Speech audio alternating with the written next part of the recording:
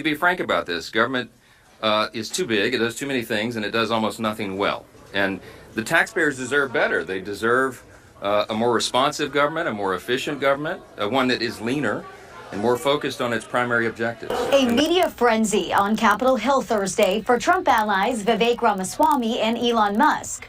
They're heading up the president-elect's Department of Government Efficiency, or DOGE, and they're meeting with lawmakers to discuss plans for cutting back government spending. I thought the meeting went fantastic. It was exactly what we were looking for, a question and answer session with Elon Musk and Vivek Ramaswamy. They were gracious with their time.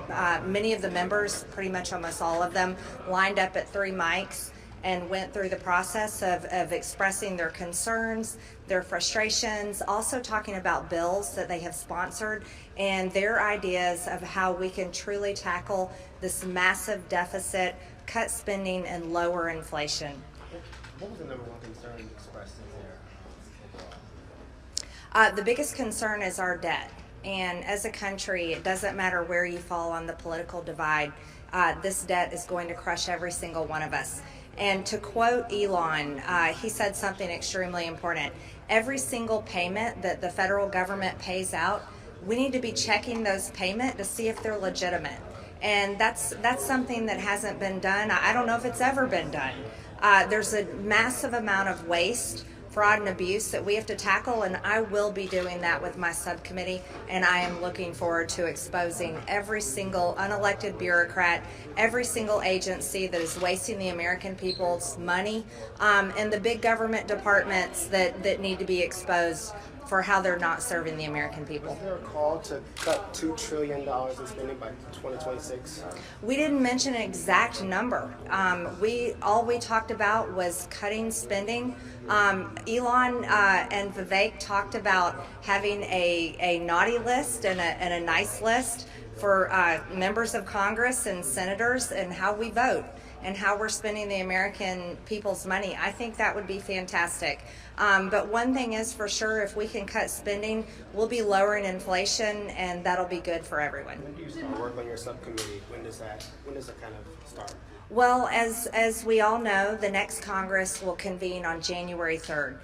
It'll take a few weeks to do the order of business, setting up committees and subcommittees, and then we'll be getting ready to roll towards the end of January.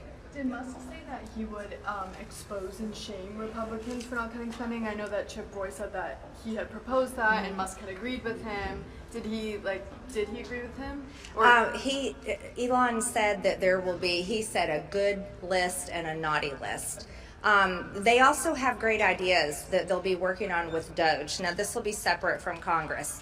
They're talking about communicating with the American people, perhaps maybe even a weekly podcast or a report, so to speak. They want to bring in members of Congress and senators and let the American people hear from them about their ideas and the programs that they're trying to work on, bills they're trying to pass. But the biggest, most important thing that Elon wants to bring forward for the American people is information.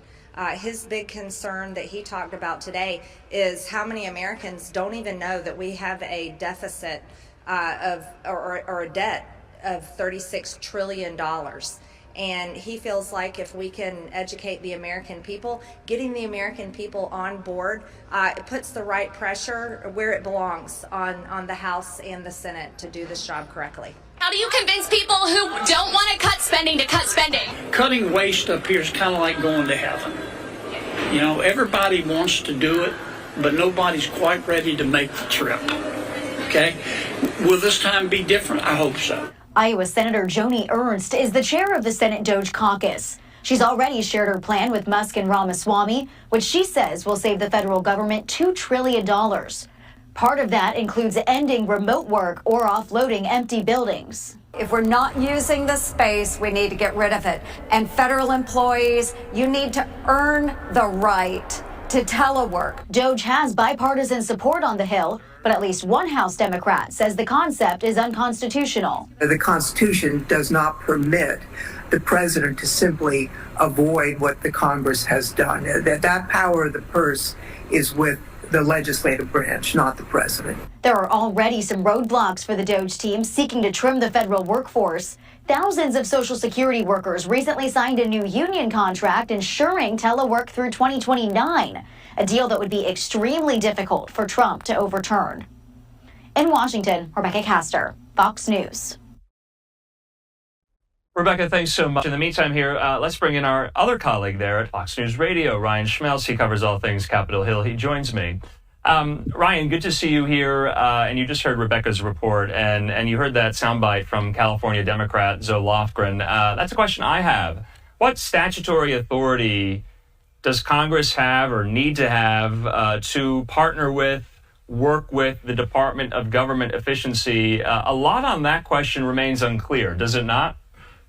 I think it still does, Andrew, and I think the reason is because Doge is still in the early stages. A lot of the feedback we got from members who were meeting with Elon Musk and Vivek Ramaswamy, both the Senate and the House side, all felt that, they're still trying to figure out what the relationship is going to be. I think, does the agency have the authority to cut spending itself, or are these going to be recommendations? And is this going to be like an authoritative thing or an educational thing where they look at government spending, look at government waste, and see what they can find, and then send that feedback back to Congress? Then Congress passes the bills that would ultimately make the reforms that they're pitching. So I still think it's in the very, very early stages. No one really gave us a hardline idea what's going to happen. I think a lot of what we heard today were ideas, and you heard that with that listening session, essentially, that Elon Musk had with House lawmakers along with Vivek Ramaswamy, where a number of Republicans, from what we understand, went up to the podium. They gave their ideas for how to cut spending, and then Vivek Ramaswamy and Elon Musk took those into consideration and either gave feedback or just listened.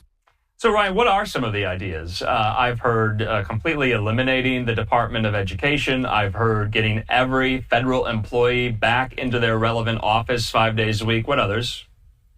Yeah, so Tim Burchett from Tennessee said that there was a lot of enthusiasm for the idea of eliminating the Department of Education and returning a lot of that money and that power to the states. One thing that was actually pitched by Elon Musk, according to Congresswoman Marjorie Taylor Greene, is actually an answer to the question that Hillary was asking Elon Musk. And this is breaking news. We haven't put this out yet, so you're getting this first. Apparently, Elon Musk pitched this idea of using a podcast to educate the public on what Doge is doing, and then also educating the public about government spending and government waste to try and communicate some of what they're doing and why they're doing it, so that essentially the idea is so the American public doesn't fear some of the spending cuts that they're going to be putting forward if, in fact, they feel it's waste and if it's going to spend money and make the government more efficient. So more questions, though, on kind of just the logistics of this new thing, this new entity. What is their priority going to be on day one? How many people are going to be working for this entity? Where its offices in D.C. will be located? None of that's been answered, has it? It hasn't, and we're still trying to figure out what that's going to be. I think we might have an idea of what could be something that they pursue early on. I think, like you just mentioned, going after the government office spaces, that could be something that happens on day one. That's something that in many ways Donald Trump would probably have a lot of authority to do as the president of the United States, because Elon, how's the meetings been today? Are you went over people who say Doge doesn't have any power? Do you think you can still cut $2 billion from the government? Oh, this is an important day. It's the beginning of a journey. You've heard what Doge is all about, the Department of Government Efficiency. It's a new thing, and this is a new day in Washington and a new day in America. We have long lamented the size and scope of the government, that it has grown too large. And let me be frank about this. Government is too big, it does too many things, and it does almost nothing well. And the taxpayers deserve better. They deserve a more responsive government, a more efficient government, one that is leaner and more focused on its primary objectives. And that's the opportunity that we have here now. We believe it's an historic moment for the country, and these two gentlemen are going to help navigate through this exciting new day as we're laying the groundwork for the new year and the new Congress. And you're going to see a lot of change around here and in Washington and the way things are run.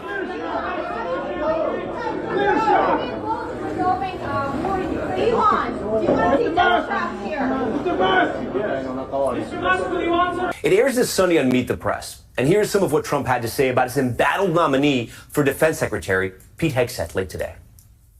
It looks like Pete is doing well now. I mean, people were a little bit concerned. He's a young guy with a tremendous track record, actually. He went to Princeton and went to Harvard. He was a good student at both, but he loves the military, and I think people are starting to see it. So we'll be working on his nomination along with a lot of others.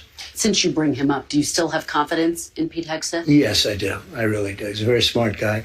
I've known him through Fox, but I've known him for a long time. And he's basically a military guy. I mean, every time I talk to him, all he wants to talk about is the military. He's a military guy. Have you gotten assurances from senators that he's going to be confirmed? Do you think he can make it? No, I think he will, yeah.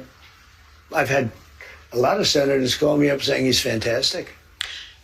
You don't drink yourself. No. You've talked about how devastating drinking can be. No.